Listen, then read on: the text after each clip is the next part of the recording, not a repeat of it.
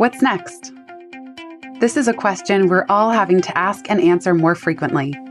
I'm Jenny Blake, your host of the Pivot Podcast and author of Pivot, The Only Move That Matters Is Your Next One.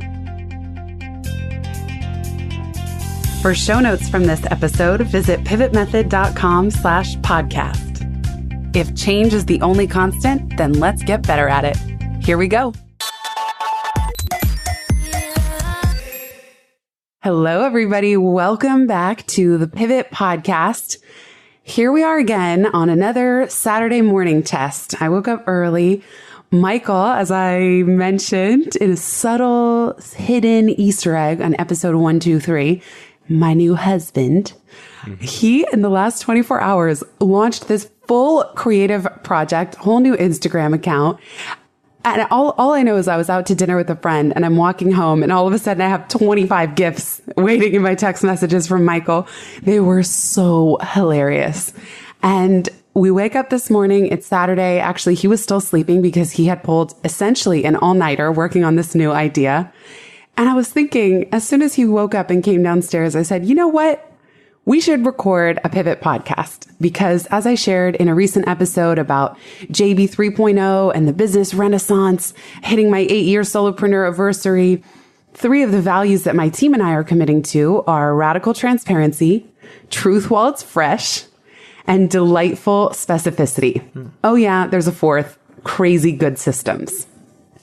And so I couldn't help but think, as I was watching Michael do his thing, this is exactly the creation mode that I'm always talking about in Momentum and on this podcast and that we're always striving for, which is that playful, joyful, doesn't even feel like work. In what scenario is gift making going to be considered like some reputable contemporary art project in New York City? And yet I think Michael is totally killing it with this thing. And so I said, it was nerve-wracking for us both. But as soon as he woke up, I said, hey, you want to record a podcast together? And he said yes, even though it's nerve-wracking. And if you hear any background noise, hashtag Harlem Life, that's where we live now. So just now we're hearing like a boombox heading down the street. So that's fun. Backdrop of New York. Michael, without further ado, welcome to the show. Thanks. It's great to be here on a one-on-one capacity thing. I know it's funny because obviously we talk all the time. Michael and I both work from home. Yeah. So it's not a rare thing to have a conversation, but we're always saying we should do a Pivot podcast episode together. And today, as you said it, we're just ripping the Band-Aid off. Yeah, it's great how impromptu it is. And I guess I still have butterflies in my stomach from working all night and all day on that thing. So I actually slept 1 hour. I know. I was so surprised when you came and woke me up. Right. Not woke me up, knocked on my little office door. Right. I was surprised to just wake up and see it was 8 a.m. It's like, how is this possible? But it's probably because of all the conditioning. I've been kind of, honing the early hour wake ups to, get the read and stack all these routines. So I guess it paid off. But you also walked into the office room as your own animated GIF. He pressed himself up against the wall and did it's just that vulnerability hangover of you really put your heart out. So let's rewind, take a step back. We've now built up suspense of what is this new. It's starting off as an Instagram account. Yeah. And it's called... Oh, I don't know if it has a name. Oh, it does have a name. See, it's so fresh. And it's called Life of a Lebanese Artist. As a subtitle, Making It in New York. And I didn't really introduce you as your full name. So my husband, ladies and gentlemen, Michael, aka Michel, because he was French educated back in Beirut. It's more Michel, aka not Michael now, right? Because okay, see, this is how you know you're married to an artist. Exactly. That name changes all the time. It did, right? But yeah, he grew up, his family always called him Michael, so I call him Michael. Right. And then his friends from schooling and from Beirut and travels around the world usually call him Michel. Yeah, which I'm not allowed to say because I don't have a good French accent. Yeah, I mean, you can't. No, never. See, never ever. If anything, it's really an honor for you to call me Michael because it's just family at its core. I've always been called Michael by my family, but as soon as I joined any educational system, anything that required an ID where my name was Michel, so that's how the name came. And everyone called me Michel in school, university, at work. But yeah, coming back to New York, and not necessarily because it was America, I kind of wanted to, take back my name and go for Michael. And it's kind of a two birds, one stone kind of a situation. Although we don't say that anymore in the household. What do we use now? It's like two birds, one birdhouse. Right. Two birds. Too many stones killing the birds. Right. Shout out to Theo, who just called me out of momentum. Theo. Shout out to Theo. He was like, I even felt it. I said on a recent momentum call, I said, something killed two birds with one stone. And then in the comments, Theo said something and I felt bad too. I'm like, we got to stop killing all these birds. Yeah. So many birds killed metaphorically with this expression throughout the ages. Yeah. So now we're saying two birds, one birdhouse. And we actually have this beautiful little terrace here in our new place. And I bought a book called Birds of New York City. We even have two binoculars because we actually saw what seemed like a raven, although I looked it up. I kind of black raven. Yeah. I kind of feel though that it was an overgrown, oversized crow. Okay. Because of its white beak. See, I'm starting to research birds now. So here we go. This is a day in the life of the household. Yeah. If we see if we see a prominent animal or an animal of any kind that sticks around longer than usual. It's a spirit animal. Yes. And we go look up the meaning and we see what's on the way. Like the other day, a huge dragonfly crashed into the window. Right. And dragonfly was a huge symbol for me when I was working on Pivot. I was in Bali and a dragonfly landed on my iPad and it stayed there for 10 minutes, even while I flipped pages and was reading this book. Mm-hmm. And as I looked it up, it meant flexibility and able to navigate change, which is what Pivot is all about. Yeah, good to know because we saw this massive firefly pass by and I'm glad that, you shared the symbolism with me. Also, I saw a teeny little spider that sat on my. Please tell me it wasn't on the pillow. No. It was. You actually told me to remove it or something, but it was on my sketchbook or on the terrace. But yeah, those are the animals we've encountered in the past 3-4 days. Side note: Michael and I try not to kill animals. We had a mouse problem when we first moved in, and we used humane mouse traps. First, Michael thought the mouse was his friend, and he would always see him at night, and we thought it was just one mouse. And the joke was on us. That's a very naive, it's just one mouse, and he's our friend. No. As soon as we started putting these humane traps, 2 would get in the trap. And humane 2 means... a night. And 2 per night. For a week. Oh, gosh. And one day I really did yelp because a mouse ran across the floor. And I'm so not used to that. But what you can do then is you just release them into the park nearby. Sorry, neighbors who live by the park. But they're not harmed or anything. But they're staying in these traps. This is a long way of saying even a cockroach, Michael definitely would not kill. He just shepherds it and talks to it and puts it on a piece of paper and gently puts it out the window. I mean, why would you want to, smash any living creature to smithereens? I agree. What right do we have? Guide them outside. I agree. Right. And just have a nice conversation. This is a long tangent from to kill 2 birds. Yeah. Or attract 2 birds to one birdhouse. Having said that, with all of the radical transparency that we're doing, my God, even talking about this to a Lebanese audience, I know would be like, what is this guy doing? Really? Petting cockroaches now? No, I'm just taking the metaphor way too far. But okay, actually, I'm glad you brought up the this Lebanese whole kindness audience. Thing is just, I've always had it. I had a friend back in school that used to guide these bees outside the classroom when everyone was like, just kill it, smash it, and I never really got it. And up until maybe 3-4 years ago. And I guess it's this weird empathy or compassion kind of, realizing that all living beings are living beings and they're having their own experience. And who am I to, end that for no particular reason apart from my fear, comfort. Right? For my own comfort. For your own fear, your own comfort. Exactly. That is so beautifully said. Thank you. I'm glad you mentioned Lebanese culture because before I met you, I didn't really know any Lebanese people that I knew. Apparently now they're all over the world, like Salma Hayek's Lebanese. There's a lot of famous Lebanese that people are proud to claim. There are more... George Clooney's wife, Amal Clooney. Who else? Kevin, the Shark Tank judge. Yeah, I mean, everyone from Tony Kukoc, if you remember him, to Keanu Reeves is born in Lebanon, I believe. Wow. Not sure. Roni Saikali, basketball player, but CEOs, Carlos Ghosn, we're everywhere. We're, I guess we're around 16 million Lebanese people outside of Lebanon. In the diaspora. And 3 million Lebanese. And for inquiring minds who don't remember geography, don't feel bad. I was in your same boat when I met Michael walking down the street that one day that I talked about on episode 123. Lebanon is this tiny little country. I think it's 1/40th the size of California. It is north of Israel and then surrounded by Syria on the other two sides. Mm-hmm. It's a coastal country. It's incredibly beautiful for a long time. Yeah, it's Mediterranean. I've never been to Greece, but it kind of gives me a Greek vibe. Sure.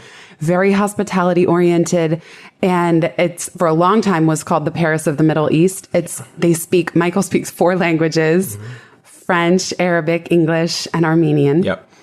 Everyone is so warm and delightful. And it's just such a unique place because given its geographic location, it has been under a lot of war, a lot of conflict when the country lines were drawn, not by Lebanese, by like French, wasn't it? By French the West, yeah. By the West. Mm-hmm. They were drawn across 14 or 18 different religious groups. French colonial powers. I mean, that's right. I mean, the French came in as a mandate to walk the Lebanese out of the First World War. Install a couple of education systems. They actually the mandate that we got through our independence is heavily based on the French system, and we still apply it till now.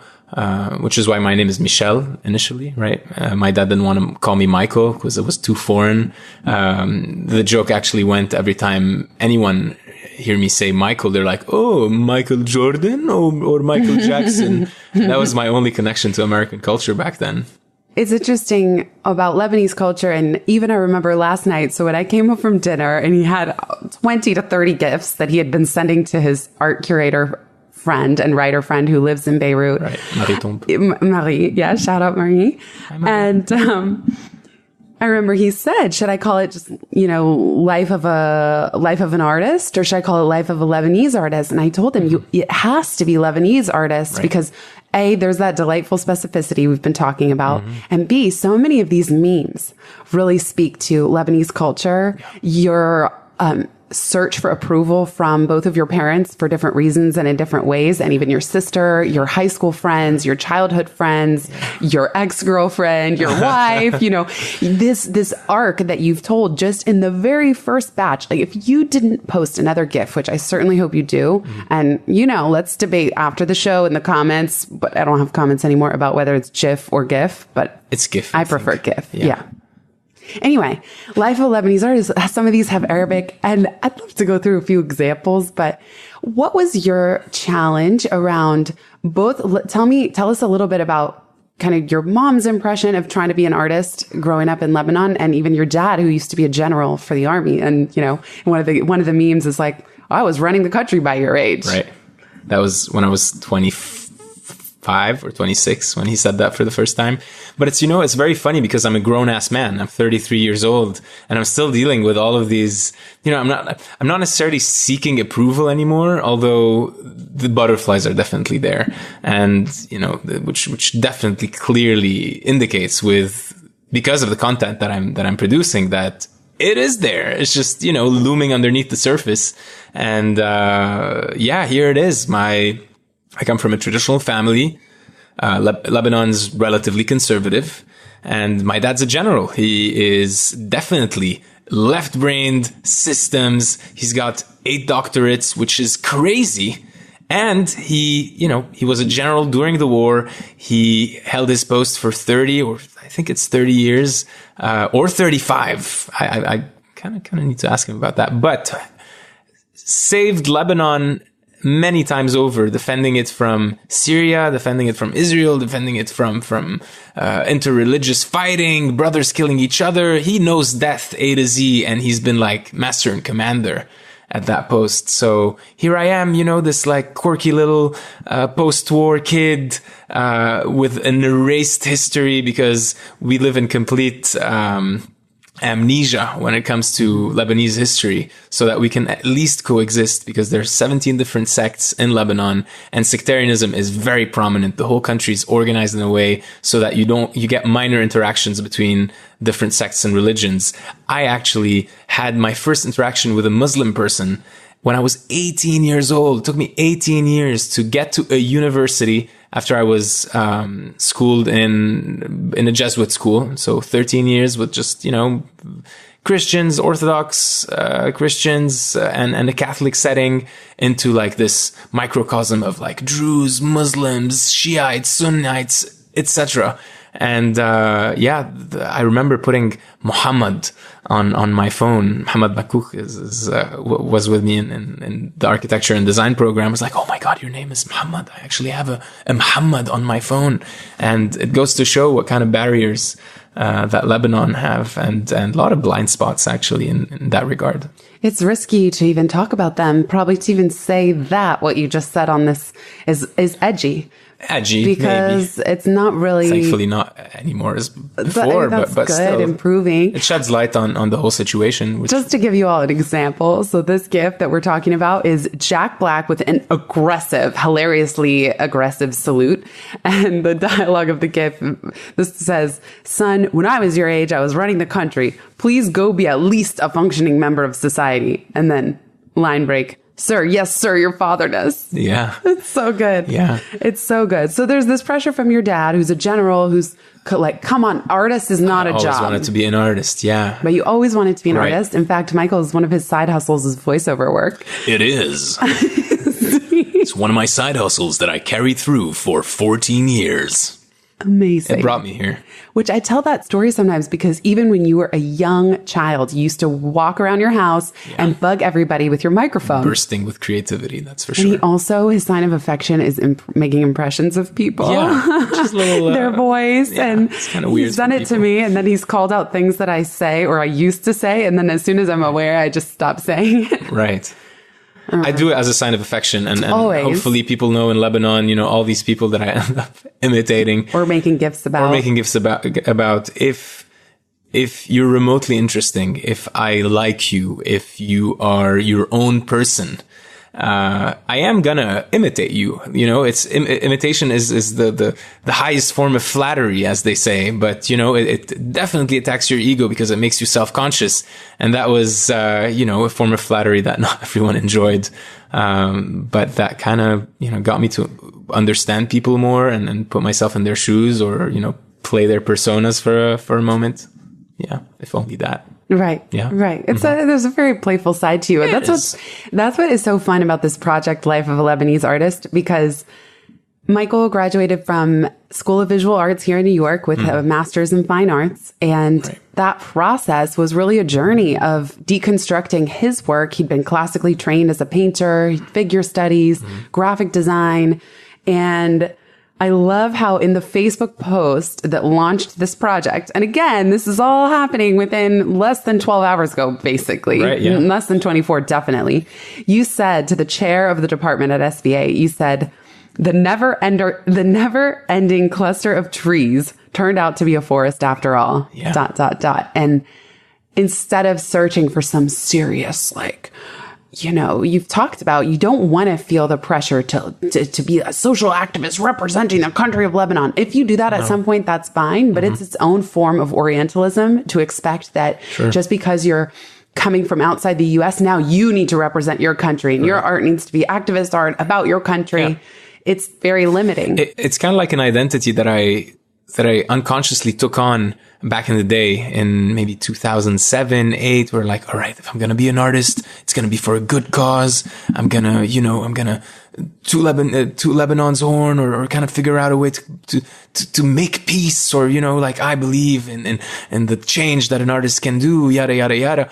But all in all, with, coming through SVA and realizing that it's all about communication. And if you're authentic, if you are vulnerable, if you actually reach in and explore your humanity, who you are as a person, throughout any art form, and without necessarily, having that sniper objective, way to approach art, you can still shine through. You can still have people understand, be compassionate, and you can shed light on so many issues just by being who you are. Being who you are. Right. And in this case, these are animated GIFs. It's terrifying. But they're so funny. And the reason they're so funny, it reminds me of stand-up comedy, which stand-up comedy works when it's true, when someone is really speaking a truth or something difficult or challenging. And here you are with all the voices in your head as you've tried to be like, who do you think you are, trying to be an artist and make it as an artist in New York City of all places? What right do you have? And then from the father's side, I was running the country by your age. And then you have a gift from your mom. And by the way, I love Michael's parents. So anything we're talking about is only with all due love and respect. But your mom has this line of you could have been a graphic designer, but you didn't want. You didn't want. You didn't want. But you didn't want. And you could have done anything, but you didn't. He actually got offered to be a host on MTV in Beirut back in the day. And that's more television. His mom kind of was like, what's wrong with you? You're crazy. You could have been on TV. You could have been a celebrity already. I was like, that's not the point. But you didn't want to be an artist. I didn't want. You didn't want? Didn't want.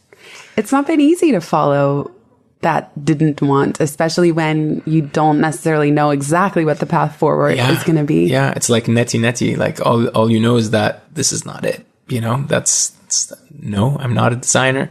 I mean, what is being who you are? It's just the actions that you perpetually do that build your identity somehow. But at a core, ever since I was 3 years old, I used to draw on everything. I used to be obsessed with drawing, and drawing led to painting, so on and so forth. Graphic design, though, was a functional way to pierce into the market, make some money. But the ultimate goal was auditing classes, auditing other BFAs, learning as much as I could about painting, becoming an artist. And that's why I started this graphic design company that I had for maybe 5 years.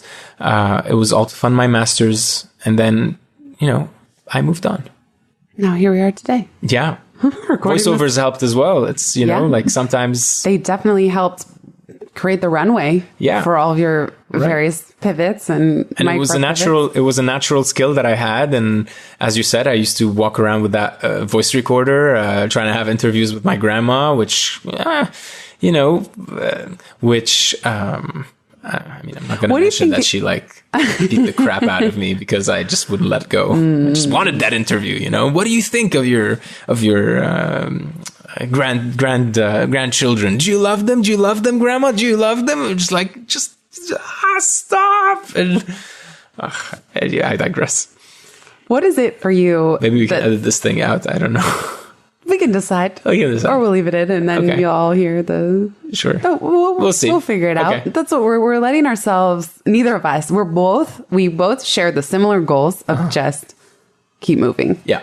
And truth while it's fresh means actually, really, when this thing is brand new, when you come down the stairs and you're nervous and you feel stuck up against the wall out of nerves and vulnerability hangover... What is it for you about a GIF that so uniquely captures emotion? Yeah, a GIF is seeped in pop culture. It's derived from all the shows, all the TV, all the content that we create on a daily basis that we consume and is part of our fabric.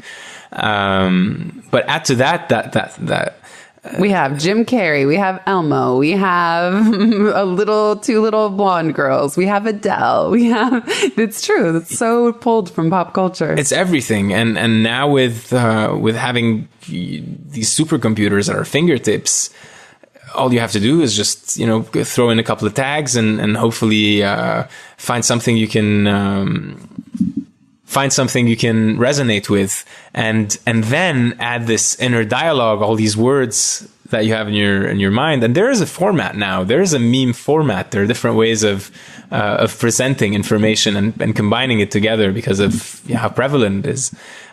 So putting it all together somehow. And in my case, I guess it's been just so far, it's been conveying some biographical hang-ups.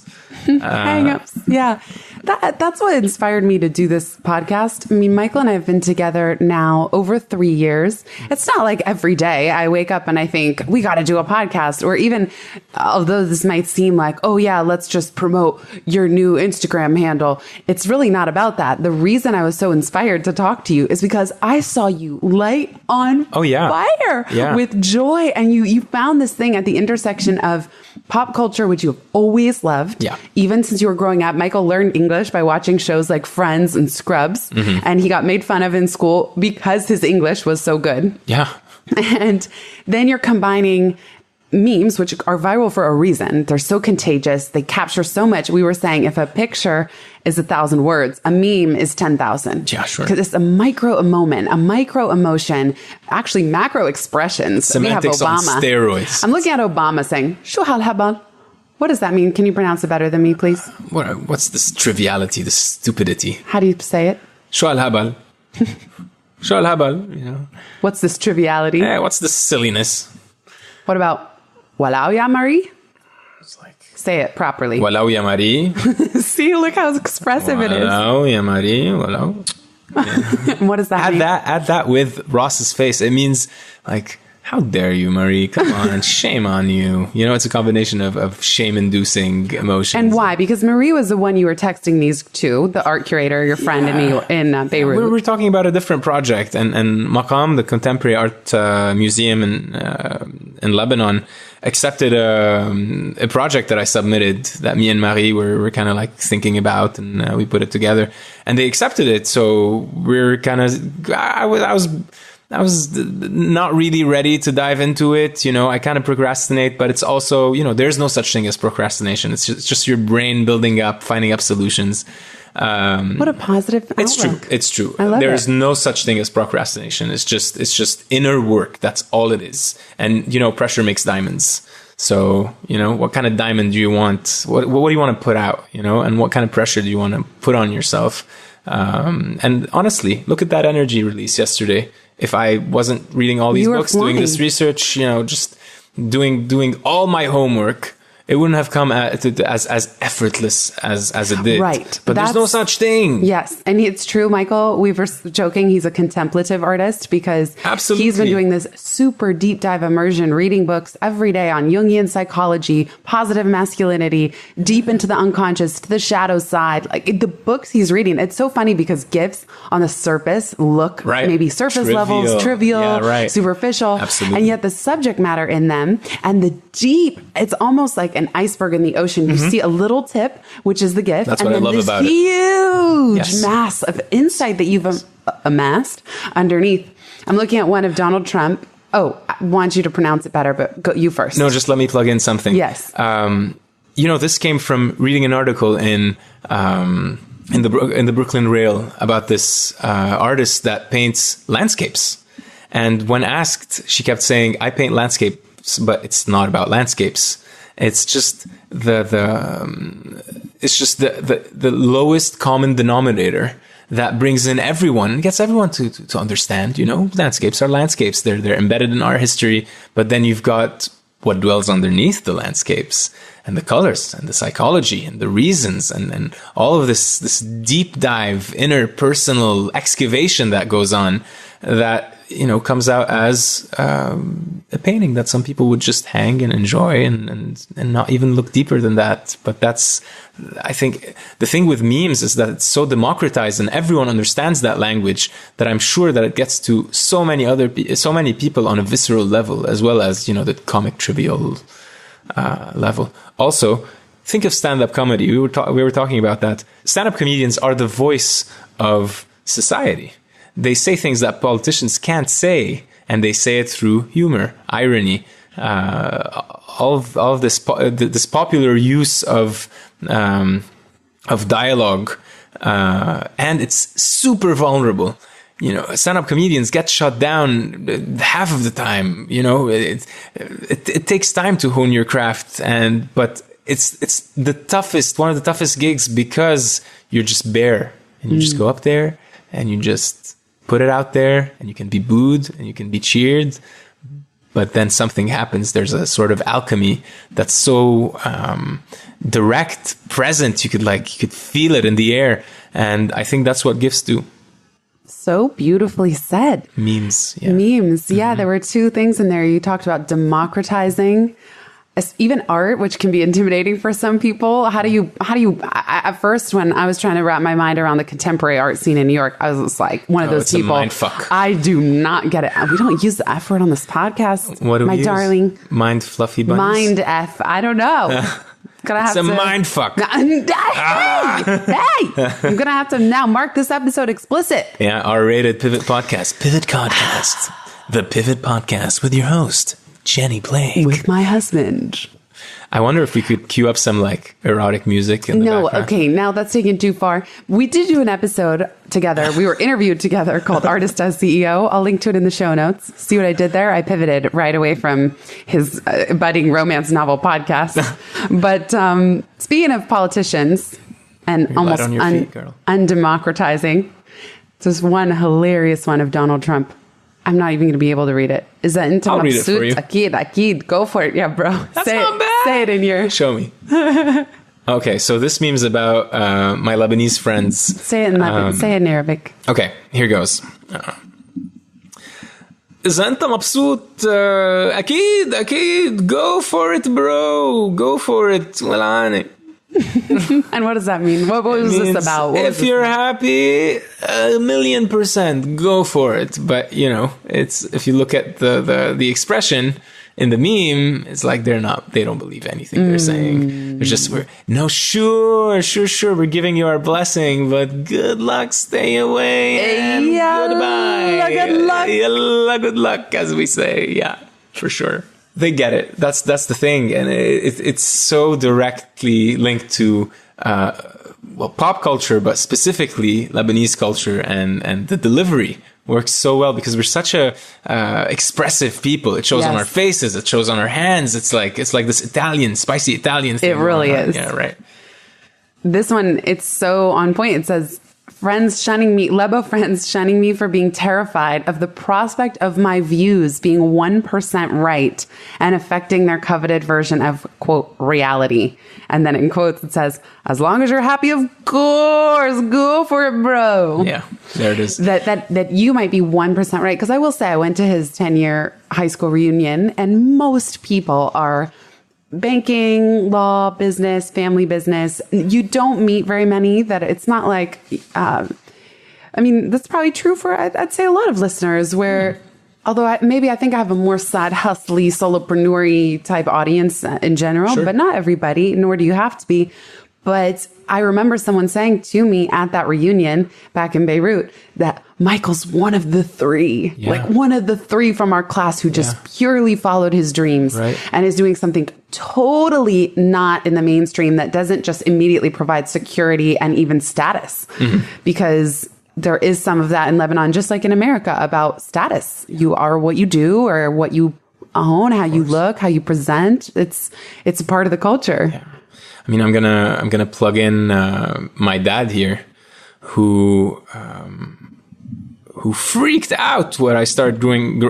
Who freaked out when I started growing this beard I have. And people stop him on the street all the time for this beard. By the way, you can see it at Karsouni.com. What? Your bio picture. They can see it. Karsouni.com. Because, by the way, P.S. we still have not posted on social media that we got married. Oh, yeah. So all of you listening, you're in now on the secret, but the only reward is for people who listen to the podcast. That's the only way. Congratulations. Yeah, congratulations and thank you. And this is don't go posting like right on the wall being like, oh, congrats on the wedding. Mabruk. That's congrats. Nope. You're on the inside, you know. So therefore, don't expect to find a Facebook album of wedding photos. No 1,000 person wedding here. We're keeping it on we tell everyone. so We're happy. so happy. Yeah, Everyone so we happy. tell is just directly one-on-one, except this podcast. This now, but the funny thing is, You guys are the inner circle. Yes, and I didn't put it in the title of episode 123, my first one back. I didn't put it in the title. I didn't directly say. So the only people still are the ones that actually click and actually listen. Yeah, and are halfway through even the podcast. So it's a nice Easter egg there. That's what I'm going for. So Yeah. now you all know. Okay, that was the tangent. You were talking about your beard and your dad. So I was talking about my dad, and so having a beard in Lebanon, up until it turned hipstery, is revealing of your religion. And after 9/11, it became such a huge deal because of how America portrayed these terrorists, and we got affected because we're this Middle Eastern country, but we're actually by the Mediterranean, and as the cliche goes, we're the gateway from east to west. We bring both cultures together, and it was pretty risky for. I say risky in the broadest of terms, but for a Christian Lebanese to own a beard and parade it around. Well, and you were 27, 28, 29, even now 33. I was 20. You were a young. It was 2010. You were a young man from the Middle East with a beard. Right. He gets stopped every single time he goes through the airport. Sure. And it was such an interesting thing, even traveling with him domestically, where he had nerves in the beginning. And I understand For it's years, such a different terrified. experience for me versus for him, where they're pulling him aside all the time. I didn't want to shave my beard just because of that. It was weird to orient my whole life around these 10-minute interviews that I used to have at checkpoints, and I didn't want to be that guy. And I have these great genetics. Yes, he does. Beard follicles, and married well, you guys. And my dad, dogmatic as he is shaves every day. A man shaves every day. That's I don't even know if I've seen my dad with a 5 o'clock shadow more than maybe 4 or 5 times in my whole life, because he shaves twice a day, and it's a mark of a man to be on top of his game and his grooming and his cleanliness. And having a beard when you're in the army is borderline blasphemous, I guess. No. Having a beard in the army is probably not the way to go, but kind of that view that he held for 35 years, was imposed on me. It's one of the reasons why I have a beard as well, which is funny. And how does that tie in to Life of a Lebanese Artist? Ties in with everything. I mean, there are people with man buns right now in Beirut, and things have obviously changed. I see it as well as you're both stubborn, which I love. Stubbornly you. Yeah. You are like stubbornly, unapologetically me. It was one of the things, see, I have an unfair advantage because my dad's an artist. He is an architect, an artist, a musician. And so I always grew up having this relationship with somebody who's very creative, very intelligent, very free in his own expression. And my dad's so happy with Michael as his son-in-law and vice versa. It's funny because it's such a unique pairing. Like, maybe a lot of dads out there would be like, what are you doing marrying a painter?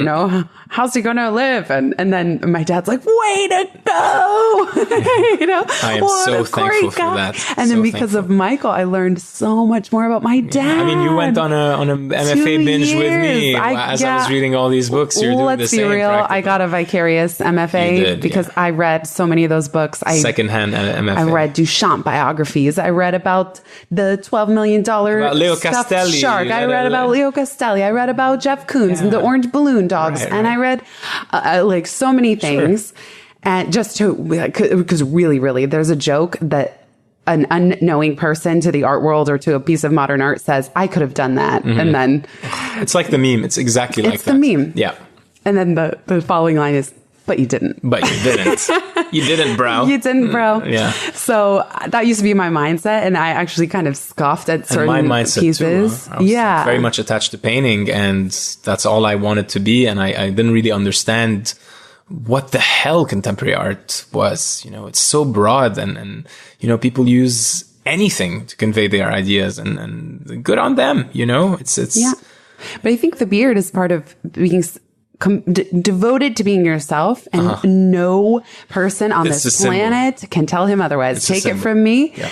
It's either you're gone or you're accepting his drive. And it is rare to see somebody so committed to say, I am a painter or an artist. Like, I am an artist. This is who I am. No, I will not go get a job just to pay the bills. Like, you've never been that person. You're willing to be a traveling nomadic artist. You're willing to sleep on couches. You're willing to bootstrap with voiceover, so to speak. But the opportunity cost is great. Of your soul. Like, you're somebody who, if you don't follow your soul on any given day. If I don't do my research, if I don't take these deep dives and read these books and go to shows and grow internally, there's no way I can truly express or truly reflect any community I'm in. And me, and like filter it through my identity. And that's what being an artist is, damn it. And it took me a while. I am unapologetically an artist, but for years I used to say, oh, I'm working to become a painter. And they're like, haven't you been studying painting for the past 12 years? And, there's a sacredness to being a painter and holding this responsibility. Although, you know, I hope it doesn't come off as a holier than thou situation, but I think it also has to do with European culture and their view on what it means to be an artist, because that's not a label that's just thrown around. You're not going to hear a 18-year-old as I have here just, you know, define themselves as artists. Like, what are you doing? I'm like 29 here. I'm 33 now, but the people I met in their teens, just moving to New York City, and they're like deciding to be poets and artists and painters. I'm like, no, you can't do that. You know, it's not the rules. No, you gotta apprentice somewhere. You gotta work under a master. You gotta go through an atelier process. You gotta earn the name. You gotta earn the lab. What do you call it? What do you say? Lab. The title. Working under a master, having a mentor, you know, and it may seem a little traditional, but and I'm pretty sure people in the contemporary art world would beg to differ, but I mean, it got me where I am right now, and I wear that badge very proudly. Yes, and I know that's something we're often talking about, and I'm often encouraging you to do, which I didn't realize was so uniquely American until Michael sort of points it out to me. But truly, this notion of you can do anything, you can be anything. If you can dream it, you can do it. There's one neighbor, he's writing a book, he lives next door to us, and we're constantly like, hey, if you could dream it, you could do it. Right. And this is what we say every time we see him when we come home.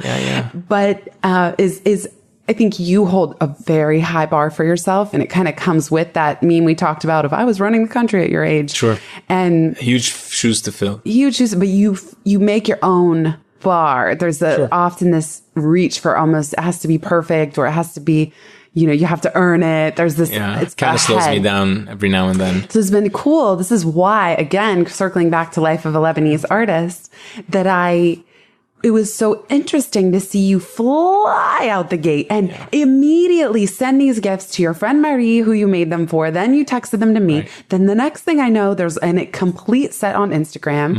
Then you even, and Michael and I, neither of us use Facebook very often. You even announced it on Facebook. Yeah. So you went all the way. Put it out there. What's the difference? What is the difference in energy with Life of a Lebanese Artist that you just flew out the gate with joy and ease and childlike glee, compared to other projects where you feel more shoulds and more sort of like perfectionism creep in? What is the formula? What is the secret to this thing? When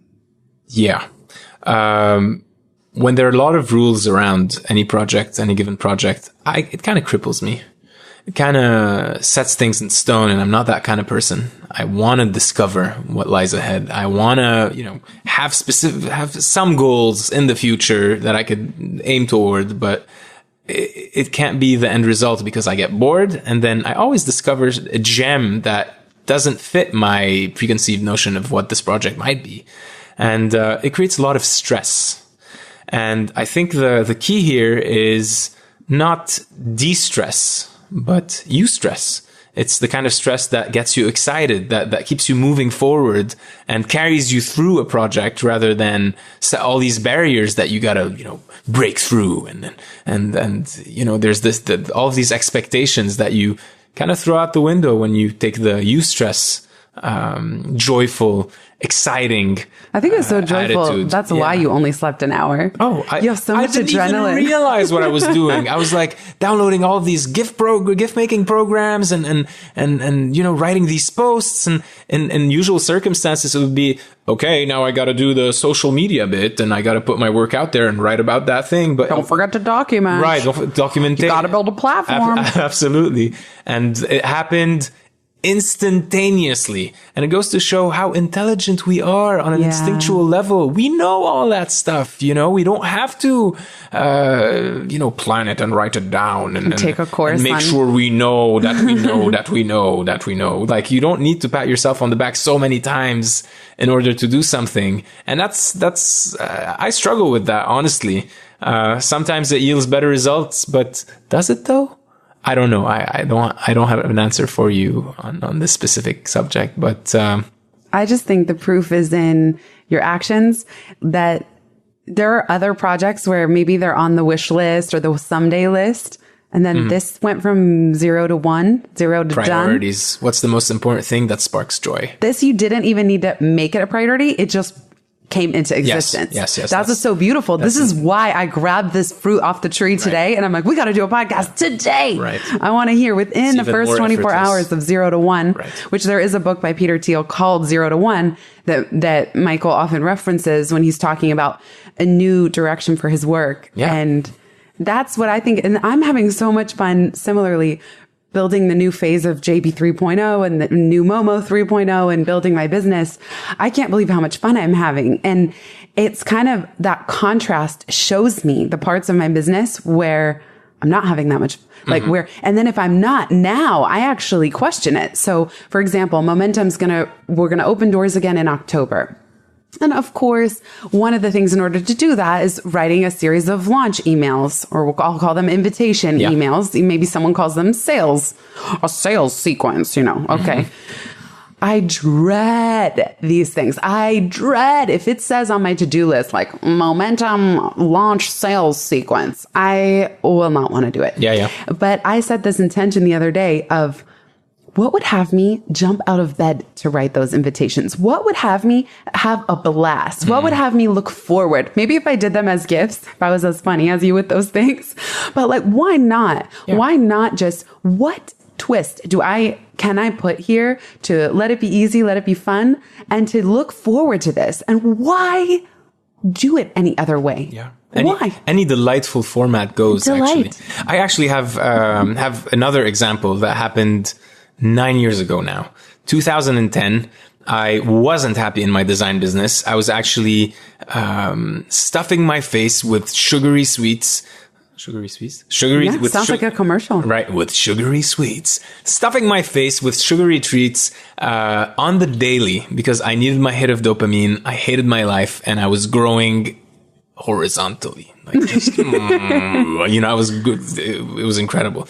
So I managed to gain about maybe 25, 30 pounds in a year. And then Lebanese love to eat, we by love the to way. eat. Yeah. When I go visit, can feed you. If you come over and you're our guest, he'll make you a bite. I'll make you bites. I'll cook for you. I Cultural tip, derive a lot do of not pleasure. turn down somebody's bite. Yes. It's crafted with love and care. I've made that mistake. It's an insult. If someone sits there and crafts you a bite and hands it to you, it's and like you go, an no, honor. I'm not hungry. No, it's an honor for them to feed you. Yeah. Yeah. And when you reject that, it's a cultural thing. Michael's mom is a brilliant chef. He would come home from school as a kid and there's a whole tableau spread out every single day. Yeah. So it's not hard to gain 25 extra pounds. No, it's not. And back then, I didn't really want to do graphic design. The money was great though. And but I was obsessed by this movie, 300. Which is, it's about the Spartans and their military society. How many times have you seen 300? You know. I know. Yeah. 79 times. 79 times. He knows every word. Right. And Spartans are a military society. And it resonated. When I watched that thing, it was as if the sky parted, literally. And it was like, this is it. This is... What's your favorite line you from have to become 300? I have a monologue for you. Please, can you give us a little snippet? Yeah. Remember us, he said to me. That was his hope. If any free soul come across that place in the countless centuries yet to be, may all our voices whisper to you through the ageless stones. Go tell the Spartans passerby that here by Spartan law we lie. Right. And the crowd goes wild. But point being, talking about eustress again and linking it to this project, I had seen 300 over maybe 50 times back then. And something happened. My girlfriend at the time got me this Spartan helmet for my birthday. And I wore it with glee, was parading around, kind of like wrapped this red t-shirt around my shoulders to stand in as a cape and was just walking around. Then looked at myself in the mirror. I'm like, oh my God, what happened to me? You know, I just like literally became this obese guy with a huge belly, and it wasn't who I am. It wasn't how I saw myself to be. I had been very, healthy, energetic. I used to exercise and bodybuild my whole life, and something clicked. Halloween was around the corner, 31st of October, and I decided to become King Leonidas for Halloween. And to keep myself committed to that goal, I decided to blog about it. And it happened completely spontaneously. Just started the whole thing in a day, like now. It was kind of the same energy I was riding. And you're talking about eclipses and how there's a 9-year cycle. Yes. And this corresponds exactly to that date back then. And so I put up this blog just to make sure people know. What's that term? So you can get...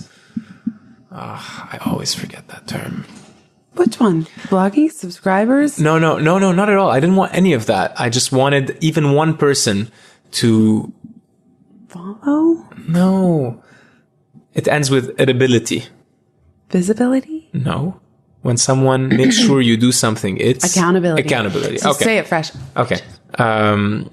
So I started that blog. I guess we're going to have to edit out all of that. I just wanted the accountability. And the blog was perfect for that. And it kind of channeled all my excitement and documented my day and, gave me clarity, and kept me going. So I just started doing that, and my whole world crumbled because even my best friend, who's a lawyer, not my best friend anymore, didn't accept it. Please remove it. People are calling me. They're telling me that your friend is going crazy. Tell him to stop that thing. How many subscribers did you get to? Let people know, because in the beginning it was maybe it was my close community, maybe 200 people, thinking that I've gone completely insane. And then a blogger noticed the project, or a friend of mine sent it to his blogger friend who had it's called, it's a known blog in the Middle East, and he just put it on his blog.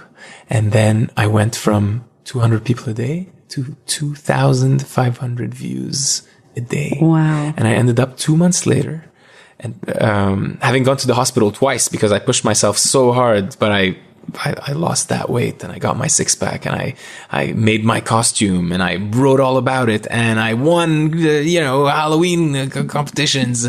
But it changed my life. It showed me what was possible, and all this exponential growth that happened just because of this eustress. And, in the end, the project after 2 months got about 60,000 views and thousands of subscribers. But then I stopped the project because it was done, you know? Of course, society again, my family, my friends, they're like, you're an idiot. You finally built yourself a following. These are the same people that hated my guts when I started that thing. And they're like, now that you have that, you should be a coach. You should write about challenges. You should do other things. You know, you should go into health and fitness. I'm like, you are insane. This is just a side project, which can be seen as a performance nowadays. If you look at it through a contemporary art lens, and that's what it was. I didn't know what it was back then, but so it's the same energy. It's just something that came out of the blue, out of things that I already had.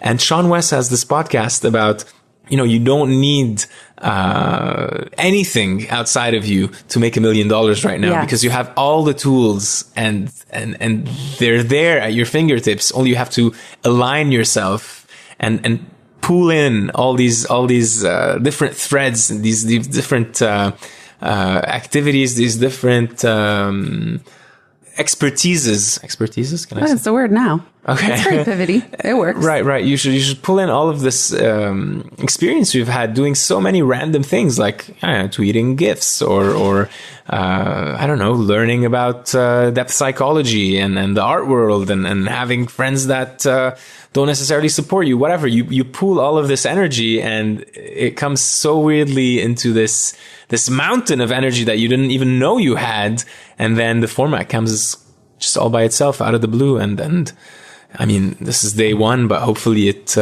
keeps going, and I'm excited. I really want to ride that momentum, and I hope I do.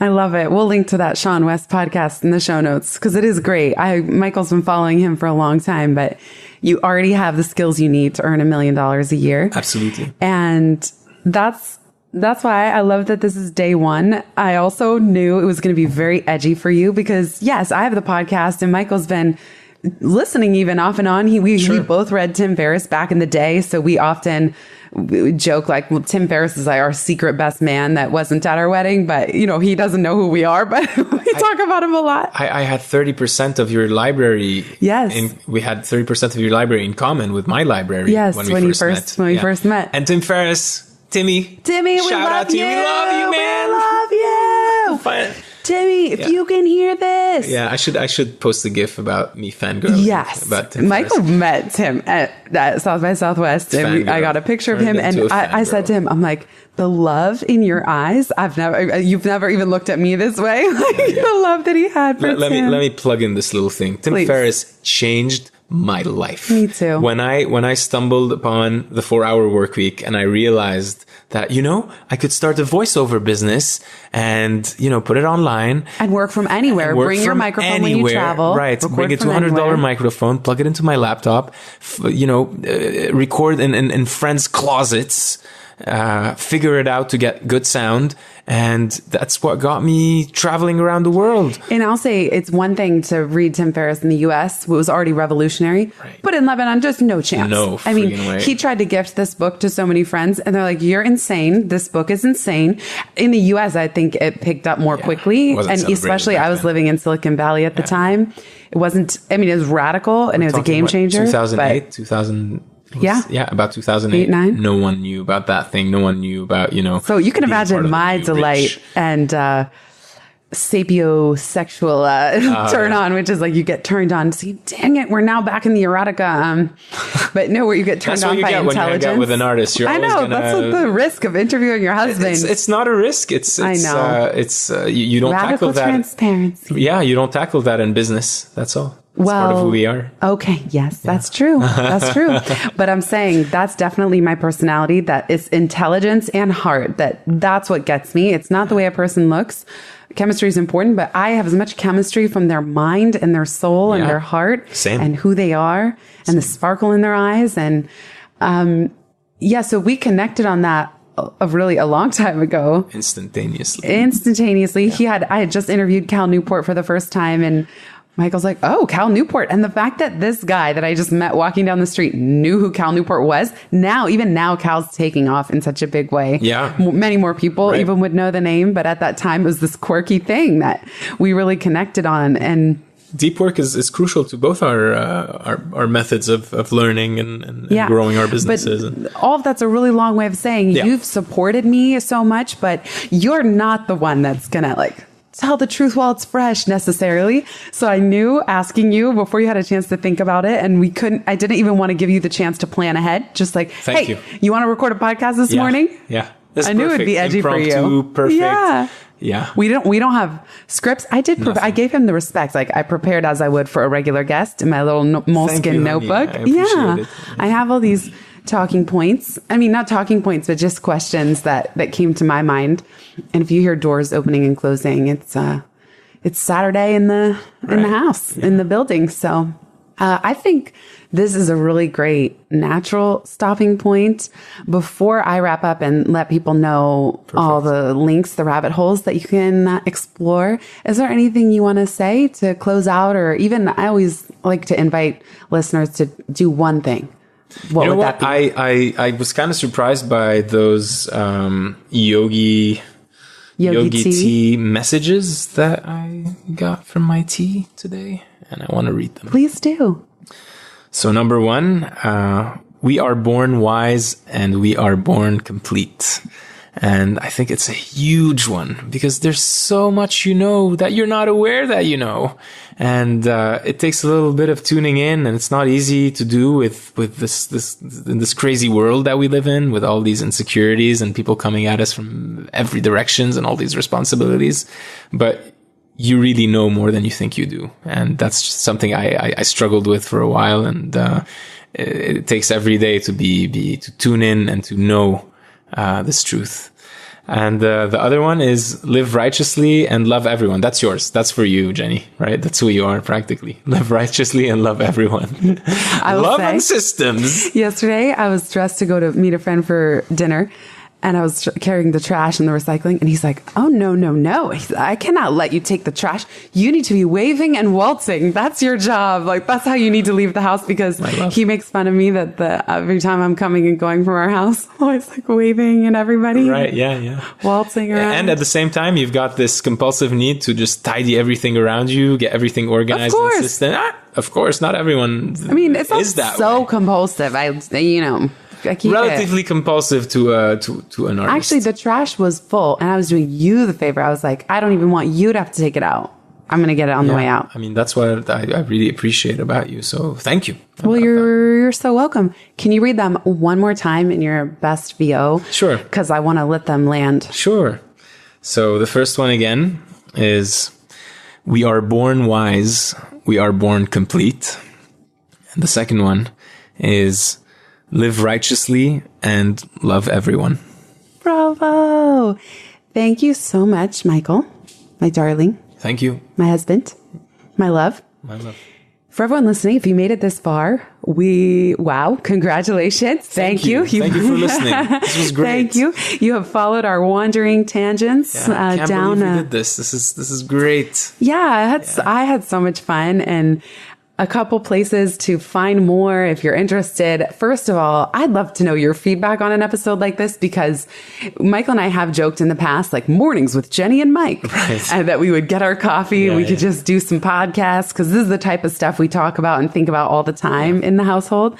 If you liked it, let us know.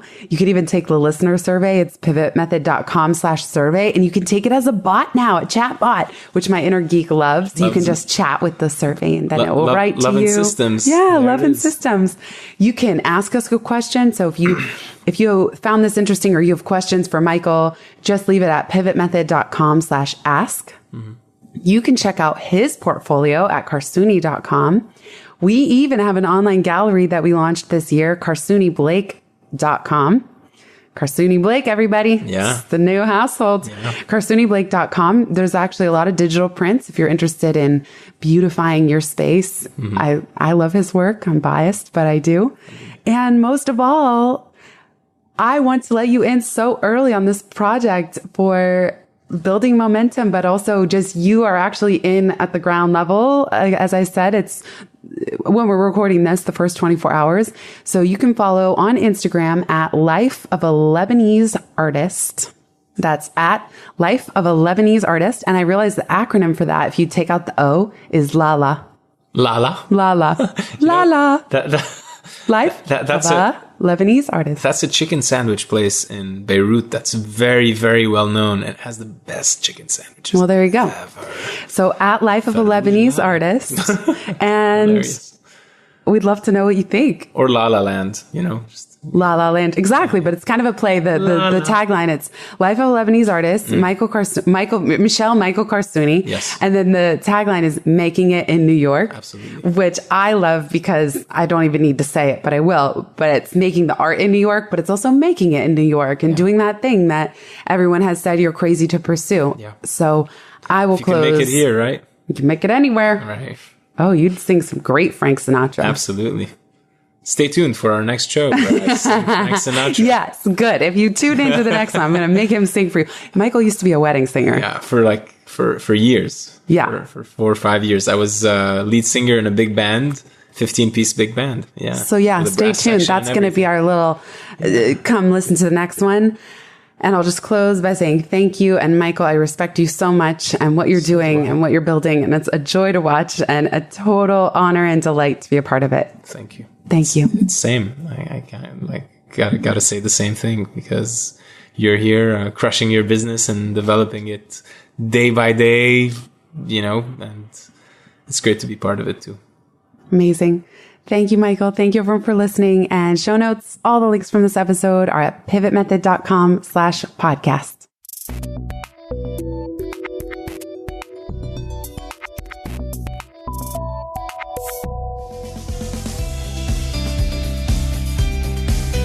Thanks so much for listening to this episode of the Pivot Podcast.